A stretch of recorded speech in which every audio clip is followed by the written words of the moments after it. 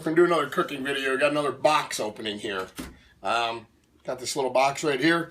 This is Asmaya tofu. Tofu. Let's see. What do y'all think, I'm crazy? My ancestors didn't claw their way to the top of the food chain so I could eat friggin' tofu. Let's do a real box opening. Got this bad boy in the mail. I know what's in here, but you don't. This is another one of them things on my quest for exotic meats. This is sent to me from a gentleman down south. Again, you can get this at exoticmeatmarkets.com, or you can do like I did, try to find somebody who does this kind of thing here. It's going to be pretty cool. What's coming in here is two different kinds, or there was one kind, but two different ways. We're doing it so we can do two videos, which is going to be pretty kick-ass. Garbage bag. Man, he did a heck of a job sealing this thing up here. Look at this. I get a cooler. Another cooler. I love these little coolers. It's going to be awesome for... Wow, he really... go around here. His name is Donnie. Donnie, you really sealed this up, man. I appreciate it. Well, we ain't gonna have much left of this cooler, but that's okay. Oh yeah. More newspaper. Maggie. It's getting there. This off to the side. Man, this is probably the most work we had to open a box yet. Oh, it's real solid too. I think this is the first one we want to look at.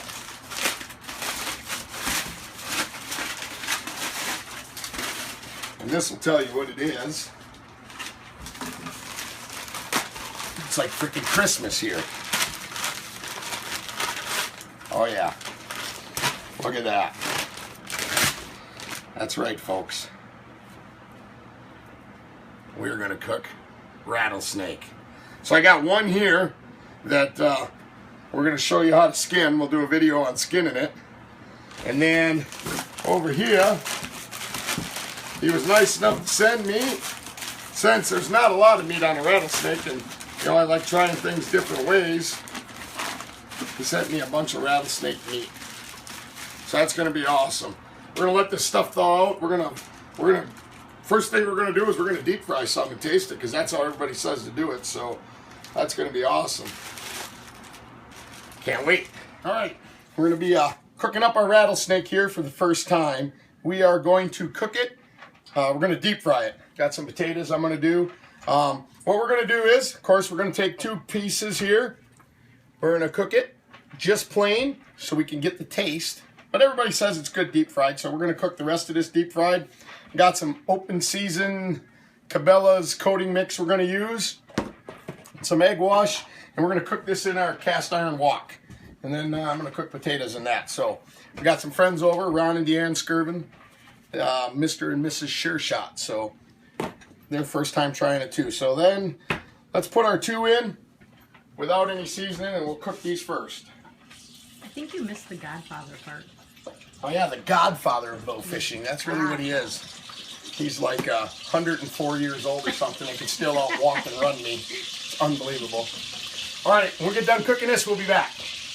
All right, we got some of it cooked up. We're gonna try that here in a minute, but we're going to show you what we did. First, I was going to take and split it right down the middle, and forget it. That shit is so tough you couldn't cut it with a chainsaw. So hopefully it's not that tough when we eat it. But all we were doing for the seasoning stuff is just dredging it in a little bit of egg and milk, putting it in our all-purpose seasoning. And I'm not a guy that likes big, fat beer batter seasoning on my stuff. I like just a thin coat, and then we're cooking that in our wok. So we're going to get this in there, and go ahead and give this a try, Ron. This is the stuff without the seasoning. So give it a try, and then kind of give your opinion on it. What do you think? And taste, texture, So anything like this is just that. a plain rattlesnake. This is just a plain rattlesnake. This is not seasoned.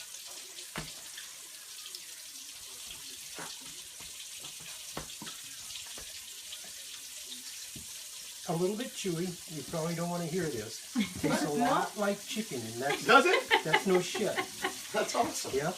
A lot like chicken. That's kind of what we heard, you know, but you always hear that. I'm going to try it here. Dude, this is good though. Be careful for the bones. Yeah, a little chewy, But it is good. but it's not a tough chewy. No. It's not a bubblegum chewy. A little bit chewy. This is good stuff though. Mm-hmm. We're going to come back after this. We're going to eat the seasoned stuff, and then we'll give you our second opinion on it after we've let our exquisite palates decide what it's like. Because you know what? You can be the world's greatest chef and think you have a palate, but if you don't have a redneck palate, man, you might as well go back and slap your mom. All right, so we're back. We got a little bit left there to cook, but we've all tried it, even Melissa. And it took us a little bit of time to think about what we got going. It's obviously good because we done sucked it right down to the bone. It is really, really good. The texture, we've decided, is really not chewy. That's not the way to describe it because like we said, when it was chewy, we kind of thought about it. It was chewy, but it wasn't chewy. It is a very dense meat. It's not a bad thing. I mean, it's very, very good. We ate some with the seasoning. What's your opinion overall on it all? I liked it both ways. I like it better with the seasoning. It's just a little different taste. Yeah, it gives a little enhancement. Yep. But boy, it's good not seasoned also. And then, Either way. And then Melissa thought it was a lot like eating a drier chicken. Deanna thought it wasn't like chicken. Me and Ron thought it was chewy. So, you know, all of us together, we figured it out. It's a dense meat, has great flavor, really flavor great by itself, but great flavor when you put seasoning on it, really picks it up. And even though they're bony, when you first see them, you're thinking, I mean, they're really bony. The bones stay together really well. So you can, you know, the rib meat and everything, you can just chew it right off. You can take the backbone, along the backbone would be like the tenderloin. That's really good. Inside here, there's a little strip of meat, would be like an inside tenderloin. That is really good. There's just not a lot of it. So, overall, you know, kick a Texan in the nuts, good. You know, rattlesnake, it's where it's at. Definitely glad it's off my bucket list, but I definitely will never pass it up with an opportunity to eat it again. In fact, I'll probably get some more every year just to have it. What about you? No, you got to try it if you haven't. It's good. And the thing that surprised me was, because I chewed this right down to nothing. Yeah, you sucked it. None of the bones come off. They just stay right on there. So, really good. Excellent. Meat compared to bone, like if you were going to buy it, I would say you got 50-50 meat to bone. So weight-wise, I would say you're coming out a little bit better on the meat. So if you buy a pound of it, you're probably going to get a little more than a half a pound of meat on it because it is pretty thick across the back. And the bones don't weigh much when you're done. So you can buy it at exoticmeatmarkets.com, or you can do like we did. Just search somebody out on the internet that's catching some rattlesnakes and get it. It's a fairly expensive meat, but for what you get and the taste, it's not all that bad. So give her a try.